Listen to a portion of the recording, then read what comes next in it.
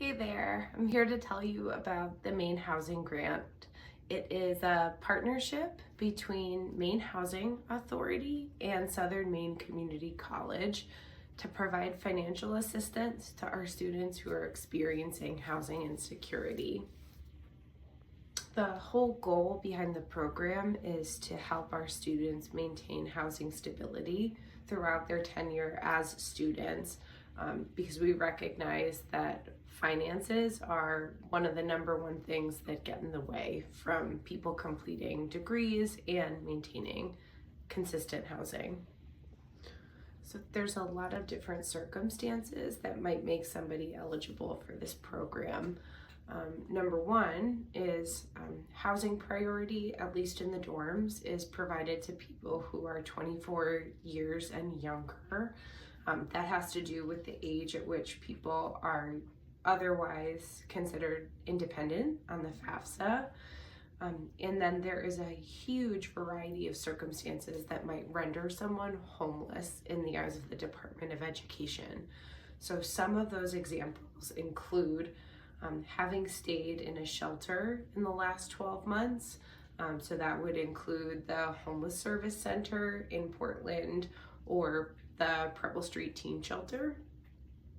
Having slept overnight in a public space, so a car or a park or a hospital or a library in the last year because you had nowhere else to go.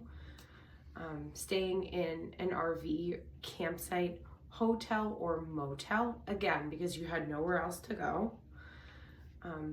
And these are a little bit trickier to assess, but it can include if the home environment that you have is not an emotionally safe environment due to physical or emotional abuse being present, even if you're otherwise welcome there. Or if, again, you are welcome in the home, there's no abuse present, however, the space itself is not adequately habitable. So if there was the presence of mold or no heat, nor running water or electricity, particularly in the state of Maine, those things are critical. So you could still be rendered homeless even though you physically have a structure to live in. If you have couch surfed and have no other address to call your own, that could count as an episode of homelessness, or you are at risk of losing housing for financial reasons. You could also be rendered homeless if you are an unaccompanied minor, meaning that you are an immigrant to the United States, you're a new Mainer, and you are not in the company of a parent or guardian. Particularly a population of students that we are hoping to assist here, given their intense vulnerability, are those that would not be eligible for financial aid and be reliant on general assistance to pay for housing, which unfortunately is not accepted in the dormitories. So you'll know if you're eligible if you worked with a McKinney-Vento homeless liaison at your high school and they provided you supporting documentation, or again, you got documentation from a shelter staff member, or you have done a housing assessment with either myself or one of the social work interns at the Advocacy Resource Center, and we've confirmed that yes, you meet eligibility criteria. If you haven't done an assessment and one of the criteria previously mentioned feels true for you, it's a great idea to reach out to our team. We'd be happy to meet with you and see what services you might be eligible for. There's 2 parts to the Maine Housing Grant Program. One that is designed to aid new Mainers, and that particular program provides subsidized room and board to those students who are either low to no income for reasons outside of their control, and gap funding of up to $3,000 for students who are eligible for financial aid to pay for things like housing and costs of living. What is kind of interesting and cool about the GAP fund is that you don't have to use it all at once. So some students do, because they find that that covers the portion of their housing bill that they owe, and then they are without a housing cost for a semester. However, some students don't owe the full $3,000 for a semester. It's really different for everyone. And so you are welcome to break it up into portions so long as you continue to satisfy all the requirements from the program. In order to be in the program, there are a couple of additional requirements. One is that you have to be a full-time student. And honestly, that can mean different things for different students. So for most, it's 12 credits per semester. However, if you are the kind of student who has a reduced course load accommodation and has worked with the Office of Disability Services to establish that, full-time for you might be 6 or 9 credits, and that is completely understandable. So you've got to be full-time. You need to maintain a 2.0 GPA or be striving towards that to get continued aid.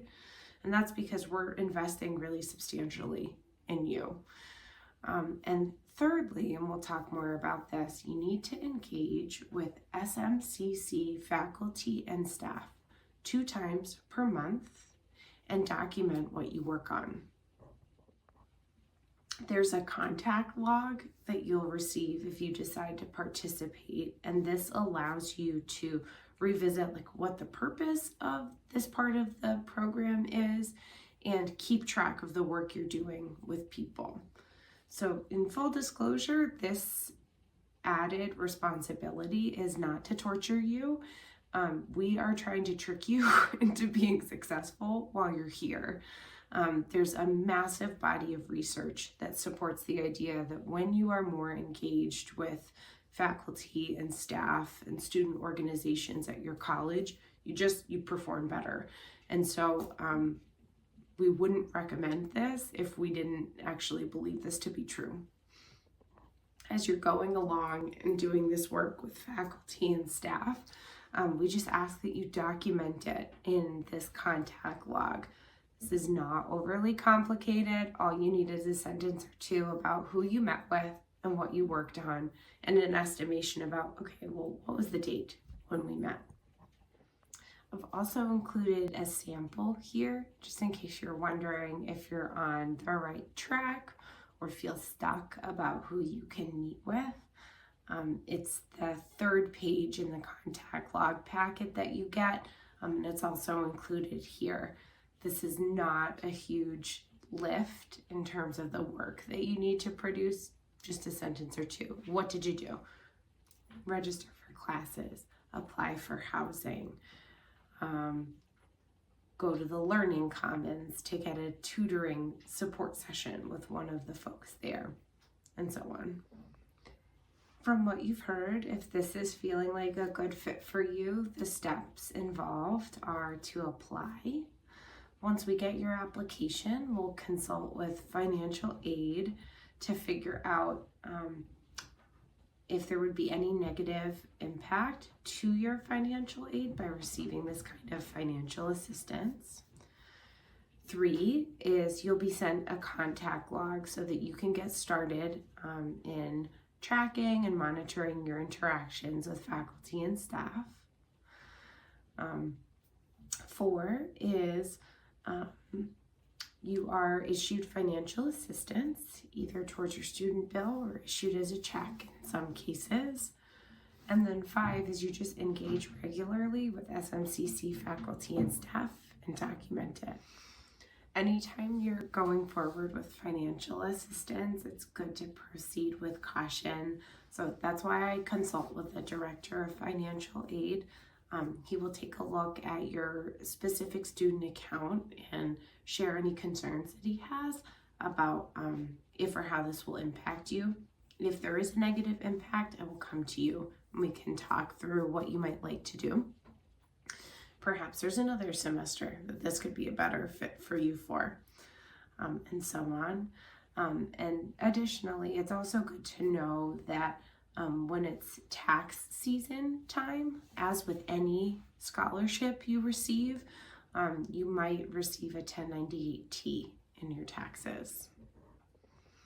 If life happens, which it does, and you forget to complete and submit your contact log, all that would mean is that you are not asked back to the program. So for example, if you received $1,000 of the GAP fund, but didn't submit any of the requirements, or you dropped down to part-time enrollment, or your GPA slipped down to a 1.5,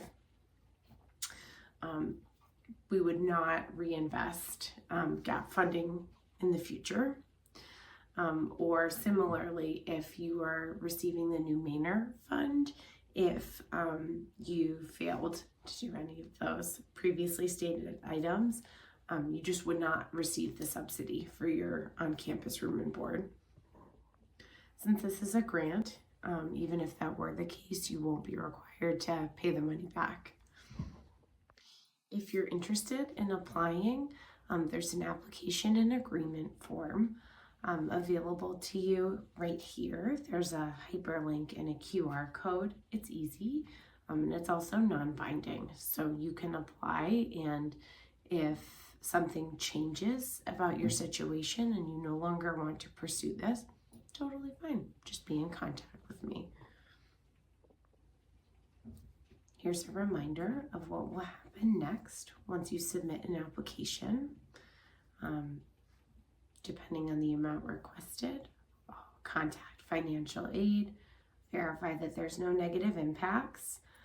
You'll receive a contact log, and financial assistance will be issued, and then you just engage with your support team here. If you're nervous about applying and would prefer to do it in the company of someone who knows this program well, I would encourage you to meet with me or one of the ARC interns, and links to schedule with them and myself are at the end of this video. Thank you so much for your interest in this program. We're really excited to be able to support our at-risk students in this way.